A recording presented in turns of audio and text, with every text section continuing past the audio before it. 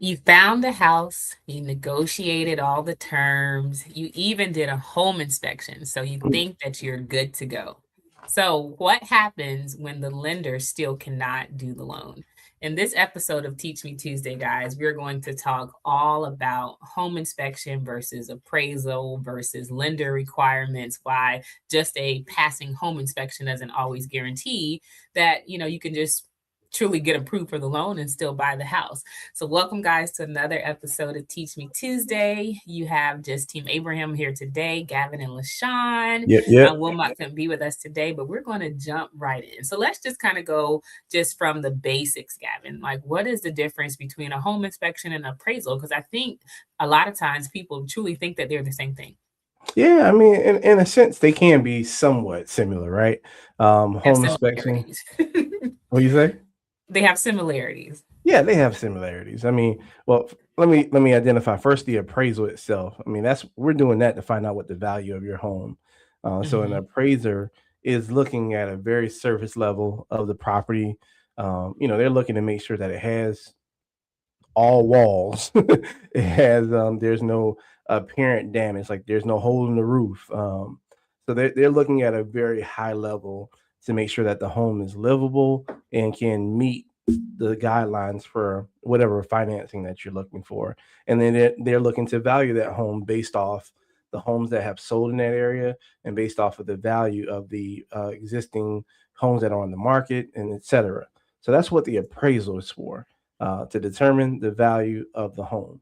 And then that's going to also determine what we can finance, what you can finance it for. So if you're doing financing through a lender, we can only finance or lend you money for what the home is worth. However, let's talk about the inspection. The inspection is to find out what is wrong with the home, and also maybe what is right.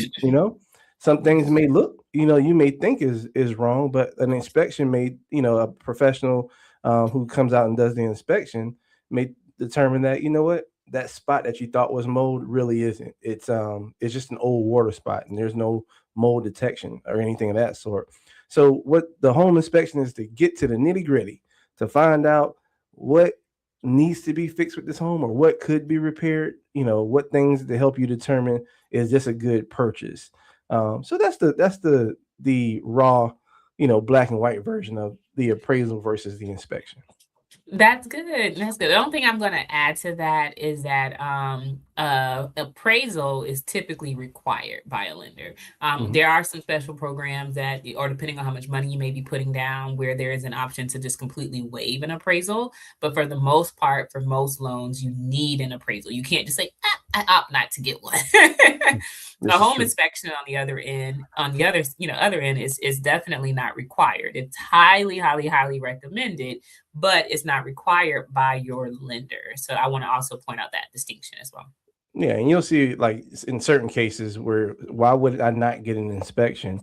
Well, you may be an expert, you may be a contractor and get, buying an investment property, or you feel like, well, I'm getting a deal regardless.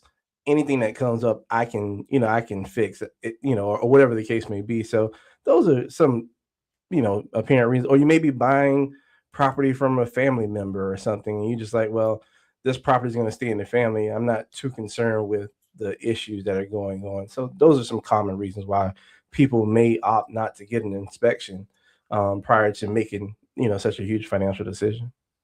Good, good, good stuff.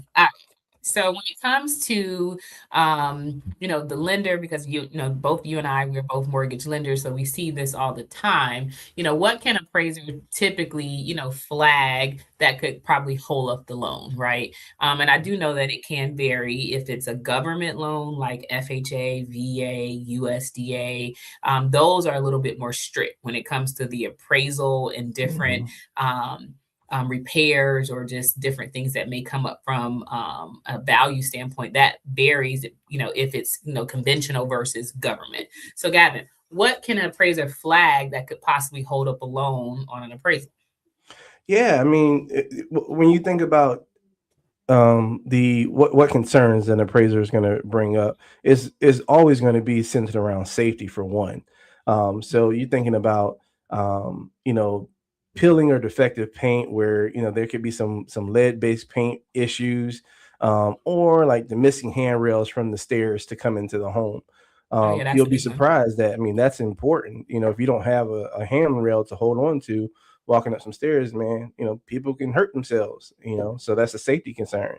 Roof and structural issues, the foundation to a home. I mean, it needs to be, solid. You can't have any, especially if unless I'm just speaking in a manufactured sense, on a manufacturer or what some people still refer to as mobile homes. Man, that the foundation needs to be set on a foundation, and it needs to be structurally sound. So, you know, and they have certain reports and structural engineers that will verify that. Yeah, this is checked off. Or you may add a porch onto a home, or someone may have added a new feature. Those things just have to be structurally sound, and then an appraiser is going to look at that and say, hey, um, that broken window, or this porch that's not, that's leaning to the side when you walk up it. Yeah, that's not going to be good. We're going to have to either get that repaired or fix it. So those are just some common things. There's a long list of things that could hold up, and an appraisal from being, um, you know verified or signed off on, as opposed to being subject to certain repairs. That's good. That's really, really good to know. So, for the most part, what I'm hearing is once again, the requirements can vary by loan program. Every loan program have different requirements when it comes to the safety and soundness of the property. And so we just got to look at that carefully. With a home inspection, you have to think about when that home inspector is coming out there, what he's looking at is kind of what Gavin said, like how does the house function? Are those the things work? Are the Mhm. HVAC, plumbing, electrical, things like that intact? Is there any foundation issues, structural issues? Is there, any holes in the roof or roofing issues, things of that sort? Home inspectors usually will kind of check kind of more of the internal bones and guts of the property versus the appraisal itself has a lot to do with like Gavin said, the value. It's going to be the square footage, the bedroom, the age, the condition, how it compares to other properties listed on the market, and things like that. So that's something that's really, really good to know. All right, so we have so much to cover and not enough time. I always feel like. Mhm. So let's kind of jump into just some other ones, Gavin, because I know as long as we've been doing this, we've seen all sorts of things, right? When it comes to the property past the home inspection, Mhm. but you know the lender still denied, not the buyer or the borrower, but the lender denied the property itself. Like, how can that really happen? Do you have an example of something that may have happened? I think we had a situation with the condo recently where, you know, perfect, perfect, perfect setup. Loan was approved. Great. We get some information back and we can't approve the condo. We can't Oh approve the yeah. property itself. And condos are a big, big one.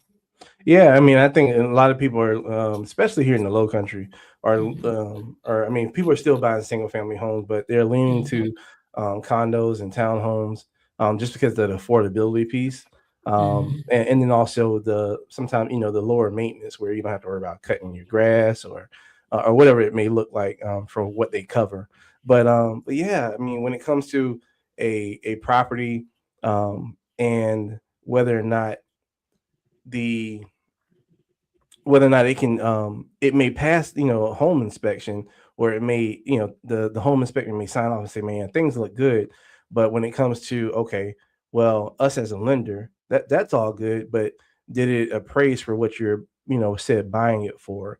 Or did the condo do the documents that are required for FHA approval, are they on the condo approved list, right? Are they, and what does that mean? It means that is the government, have they signed off saying that they're willing to insure this property, because they have followed all of the necessary laws or guidelines for this home, for this property to be approved.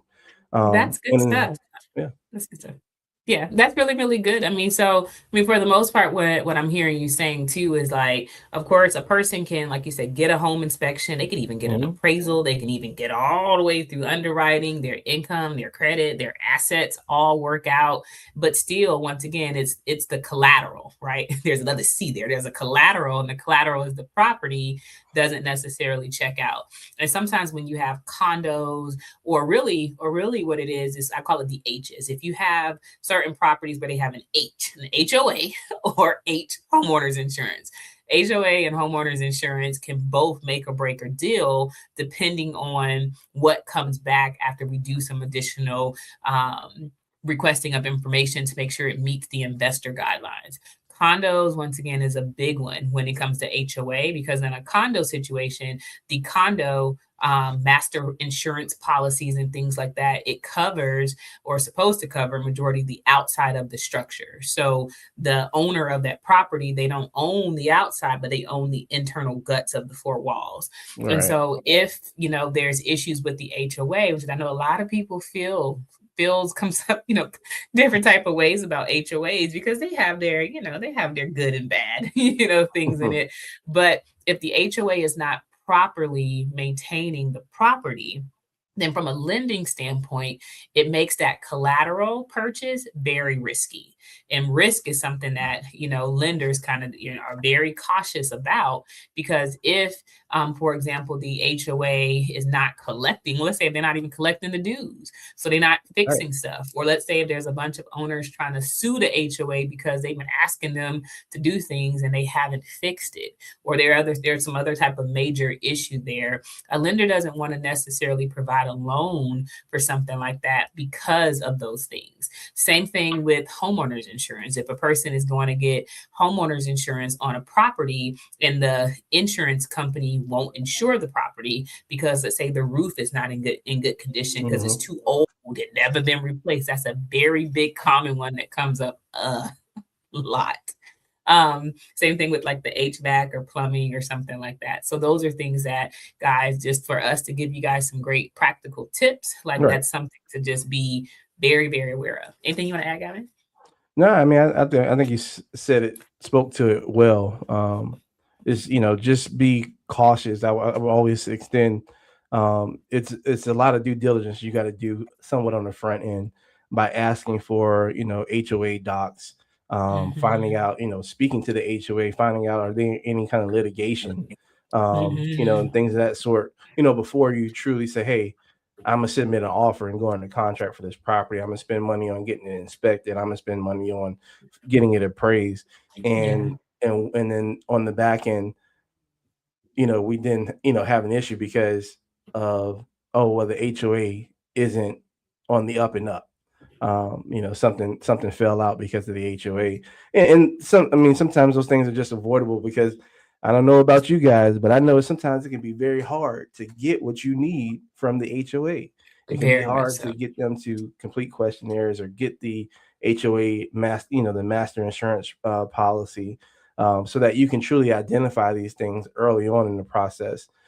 So the more time you can spend up front, digging into that stuff, the more you can, the more on the back end you don't have to worry about it being a barrier for you closing out on your deal. So I I like love today's it. topic. It was good. But yeah, I do. I absolutely love it. So, once again, guys, if you are a buyer or if you are a realtor, that may be watching this or whatever, and you're wanting to know, like, how can I make sure that I'm representing my client well? I would always tell you to make sure you do your due diligence, right? Like, pull reports and see, the how long has it been since a property sold in that area, and then what type Mhm. of financing did they get? Was it all cash or was it all conventional? Did they allow government financing, things like that? And then make sure you look at those property disclosures. Every listing that goes on the market, that homeowner is supposed to fill out to the best of their ability, that property disclosure, to really disclose what's going on with the property. So that way you at least not walking in there completely blindly, or you're not spending a bunch of money on home inspections and appraisals just to find out we can't get it financed, even though you're well qualified to buy it. So we want to Right. make sure you kind of can avoid that. So guys, that's all we have for you today. We do appreciate you guys tuning in for this episode of Teach Me Tuesday. We will definitely catch you guys again next week. We hope you guys have an amazing Tuesday. Have a great one. Peace.